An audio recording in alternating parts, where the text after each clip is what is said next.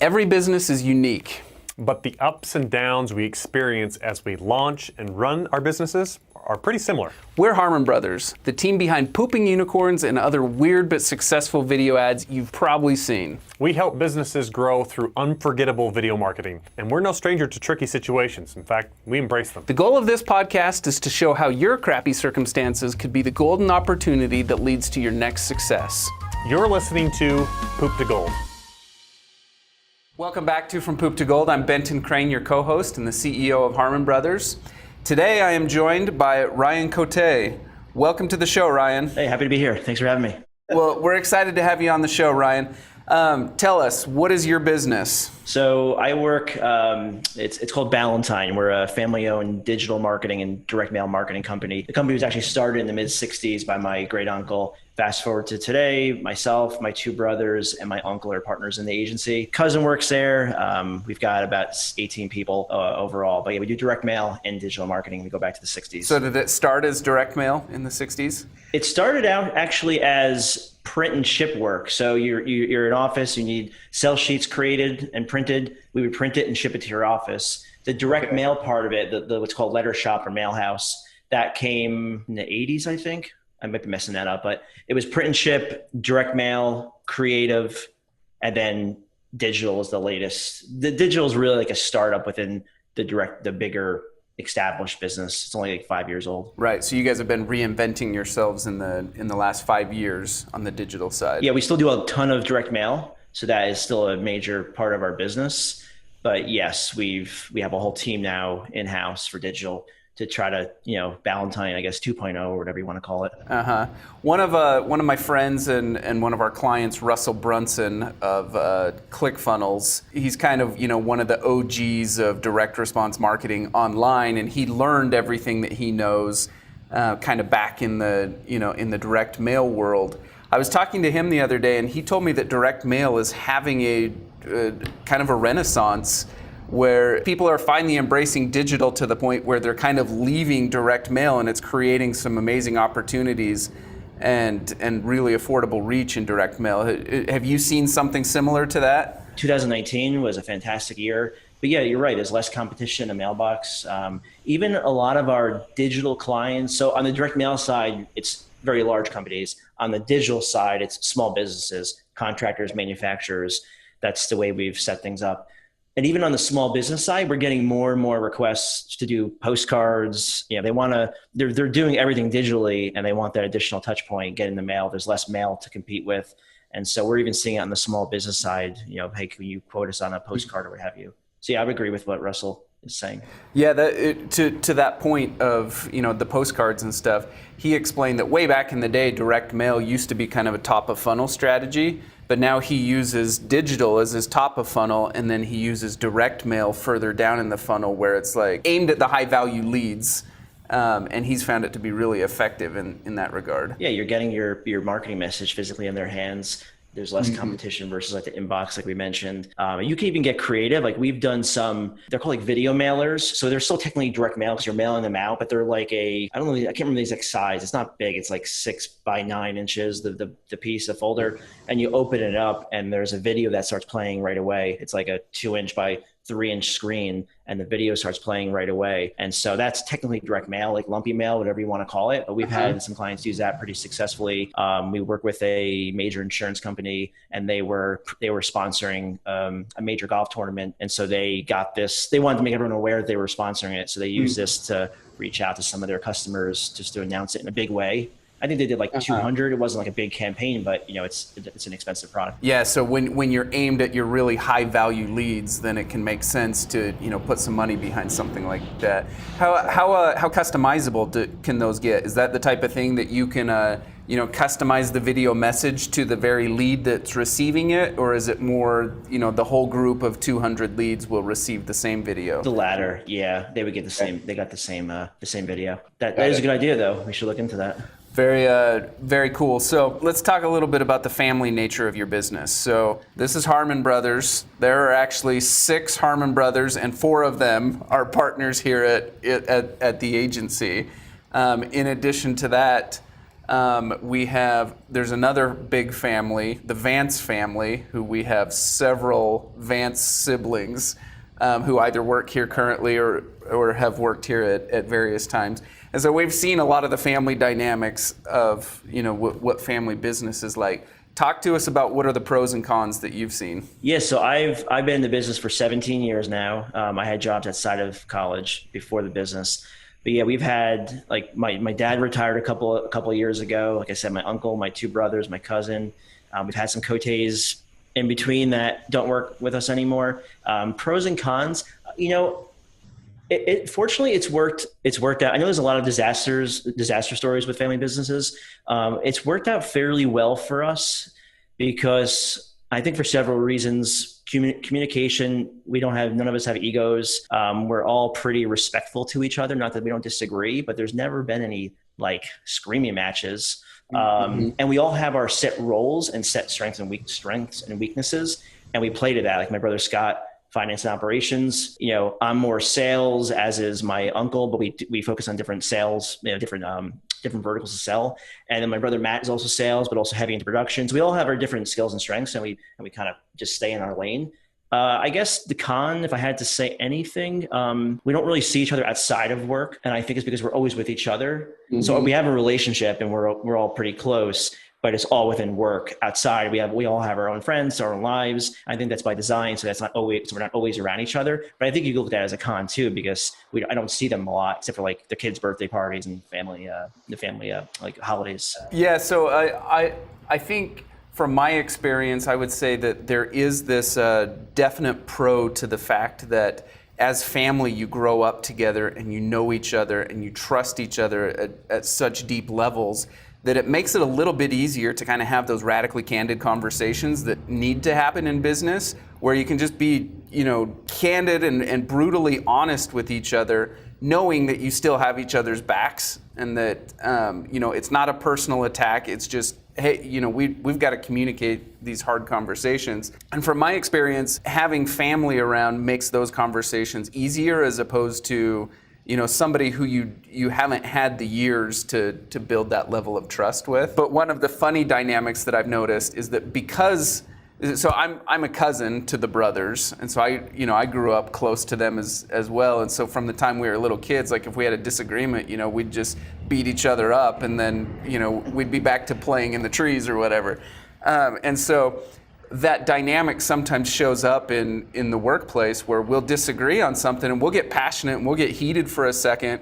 And for people who didn't grow up with us or are not familiar with that dynamic, in the moment it can be kind of scary. Like they're like, "Whoa, what is happening? Like, is our world about to fall apart?" But then we finish the agreement, and 5 minutes later, it's like, "Hey, you want to go grab lunch?" And it's all just water under the bridge, and from the outside looking in, sometimes that shocks people. I don't know if you guys have experienced any of that type of dynamic. Yeah, I mean, honestly, I think if I could be totally honest, I think that's one area we could do better in. I think we can have more candid conversations, and we've had conversations about being more candid, about having more candid conversations. But I think that's one area that we could. We don't always agree, but it's always very civil, and maybe that's not a bad thing. I don't know, but I think we could definitely have benefit from more candid conversations, and we're trying to get to there. Got it. Well, whatever style you guys use, it's obviously worked. You've had a business since the mid 1960s, and you're still going. So keep it up. Okay, so talk to us a little bit about your personal why and your business's why. What is it that makes you excited to get up on Monday morning when the rest of corporate America is like, they're in line at Starbucks because they got to get caffeinated before they can handle what's coming? Yeah, I love that question. I'm a big personal development nut. So I've got my own morning routine. I'm always trying to work on myself and grow, and it's something that I thoroughly enjoy. And I've always been that way, even going back to college, I think, or even high school. I can remember the books I was reading wasn't like your normal books. And I think that's carried into Ballantine as well. Like I'm always trying to help the team with personal development. So that's part of my why, trying to help them.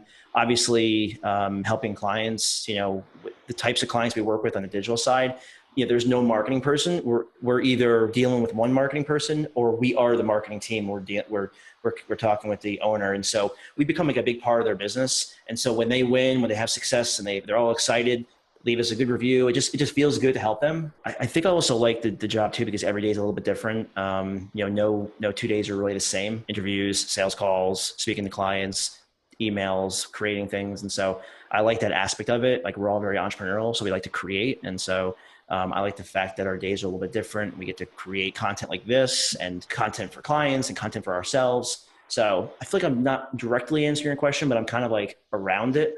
But I think for me, my big why is helping people. I know it sounds, cliche, and working on myself to help people even more. And so that's what gets me going. Every day I literally start with a 1 hour routine that I follow, from meditation to journaling to exercise to reading and so forth.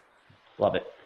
Yeah, that morning routine is so critical. Yours sounds similar to mine, and I know that when I've had times where I get relaxed and kind of fall away from my morning routine, my life kind of pretty quickly spirals into chaos.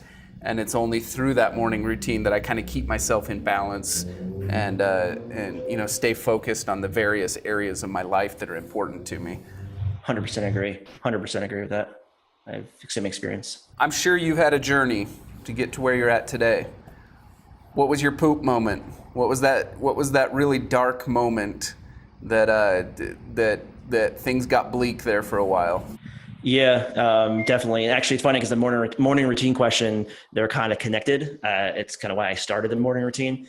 So 2000, going back to 2017, really the beginning of 2017, it started. So we were taking on, I'm talking strictly on the digital side of Ballantine. We were taking on really any type of client. Not like any client, but most any client. We didn't really have a focus, is what I'm trying to say. And the beginning of the year, the year started, it was like January, February. We lost one of our top clients. Wasn't expecting it. Kind of came out of left field. And then it happened again like a month later. And then it happened again like 2 months later. By Q3, I think it was, we had lost like our top 5 clients. And it was all kind of random, but it was very, very disturbing. You kind of feel like you get, like, at least my personal experience, I was very flustered. And I was like, what's going on here? It didn't make a lot of sense. There was no real clear connection between all 5. And it was very difficult. We fortunately didn't have to lay anyone off, because the benefit we have is the direct mail side was doing so well. It was kind of floating the digital for a while and making up for those big losses. But we didn't have to lay anyone off, but we met a bunch of times, like what the heck is going on here? And so we did 2 things. First thing we did was we got very clear on who we work with best. And that's where the manufacturers and the contractors, we had some manufacturing and contractor clients. We were doing very well for them. They were happy. We liked working with them. It was fulfilling work. And so we said, let's focus on those 2 segments, unless we get like a referral, of course, then, but in terms of our effort, let's focus on those 2 niches. And then I started working on myself. I got kind of crazy. I stopped eating red meat, no sausage, no bacon, no red meat. Why? Because I watched a documentary and it kind of made sense. And I was like, just kind of, I guess, grabbing at straws. I wanted to try to elevate myself as much as possible. So I stopped eating red meat. I started boxing, not like fighting people, but like fitness boxing. Yeah, the workout guy. Yeah, exactly. It's nice. Like after a day of work to go hit the heavy bag, it felt very good. And then I started doing my morning routine. That's why I read The Miracle Morning, and I was like, man, this makes sense. I should really start doing this. And so I tied all those three things in together. We started getting clear on who we deal with best. We refined our sales process in terms of how we pitch clients and communicate with them. And I would say by Q1 of 2018, it was clear things were turning around, and it was like the darkness, the clouds kind of went away, and I could think more clearly. Oh man, I love that story, and I relate to it on so many levels. In our evolution, we started out with this business model where we thought, hey, we're going to align our clients with us by saying, hey, we're going to build you an ad campaign for as little money as possible, but then we're going to charge a percentage of ad spend on the back end, so that if the campaign is successful, then we get rewarded. And if it's not successful, then just kind of the costs are covered, so to speak. And initially our clients loved that concept. They're like, oh yeah, that's perfect. You win, we win. It's this alignment.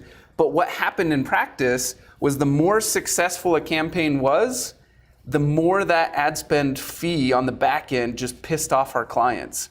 And so we went through this hard, painful experience of like driving wild success for our clients, but then having them pissed at us all the time.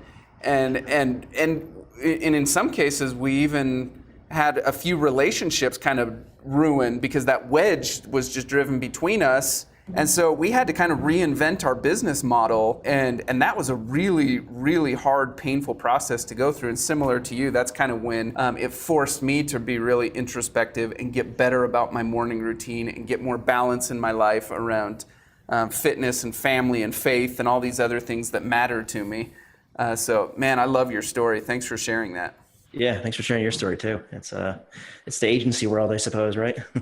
Right. You said you've been in this for 17 years. What are the 3 things you wish you would have known on day one? I wish I had known to be more deliberate about building relationships, building connections, not to be so shy and avoid networking events and not be afraid to meet people. And I wish I had known how important personal development is, because I was going to need it. When I started at Ballantine, I was the director of marketing. I was only one person, so the director of marketing, and then fast forward to building out the digital team. Now I had people, and I wish I'd known how important leadership was and working on myself and learning those things. So that's definitely very pivotal right now, because we have a whole team, and just I'm used to it now, but in the beginning it was very difficult. I wasn't used to having coming to the office and having people on my team like, oh, hey, what's up, guys? Third thing is I'm struggling to think of a third one. That's okay. Sometimes identifying one important thing is more important than identifying 3 important things. Aside from profit, how do you determine when your business is successful? Team fulfillment is a big thing for me. I know the clients come first, but the team really comes first. The clients are important, they're a priority, but for me, when the team is happy and I can tell that they're excited by the work, because we've had some team members that haven't worked out. They just weren't happy. We weren't making the right decisions. And so that's like a whole nother thing with this process of trying to refine how we communicate with clients, but also how we manage the team. And so for me, when I see that the team is happy, they're producing good work, they're very engaged, they're all working together, that kind of gets me going. I would say that's a big thing. Obviously, clients happy, we getting Google reviews and seeing that come across, retaining clients for a long time. Those are important, but I think it really does start with the team, because if the team's happy, they're going to do good work. The clients are going to be happy. We're going to retain them. So that's been a big focus. Like we do when we were in the office, we would do monthly lunches, birthday breakfasts, things just to get everyone together. We have whole stand-up desks where everyone can collaborate. We do monthly professional training for the team. And so just like trying to invest in them. And I would say that's the biggest thing. Yeah, it's huge. Okay. In the world of marketing, give our listeners an insider's tip. What's a strategy or a tactic that you're seeing really successful today?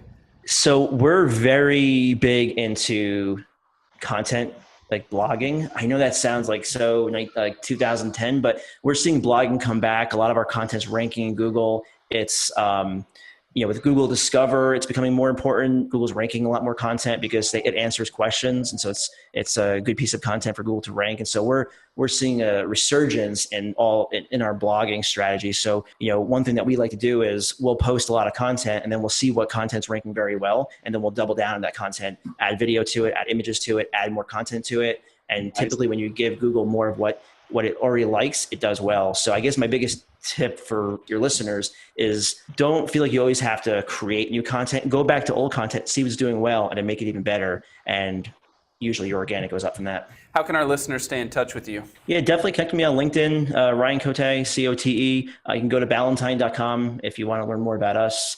That's spelled like the beer or the whiskey. It's no relationship. Ballantine.com, and then LinkedIn for sure. Ryan, thanks for coming on the show today. It's been fun to get to know you, and of course for our listeners, if you heard Ryan say something that caught your attention, make sure to follow him and learn more about what he's all about. And of course, as always, for our listeners, if you want to know more about Harmon Brothers and what we do, check out our website, harmonbrothers.com. And otherwise, just make sure to like, share, and subscribe, and we'll see you on the next episode. At Harmon Brothers, we're known for what we call our hero campaigns. These are big nationwide campaigns for brands like Squatty Potty, Poopery, Purple Mattresses, Lumi Deodorant, and many others. What makes these campaigns special is that they've helped scale those businesses by tens of millions of dollars each. Now, companies reach out to us on a regular basis wanting a hero campaign. They want that type of growth, they want that type of branding, and they want that type of awareness. But the simple reality is, most businesses and entrepreneurs aren't yet quite ready for that level of growth. So we've built what we call a hero incubator that is designed to help entrepreneurs and companies prepare for a hero campaign and to be ready for the type of growth that they're looking for. The Hero Incubator starts with a marketing audit. We offer these marketing audits for free, and you can apply for one at harmonbrothers.com/audit.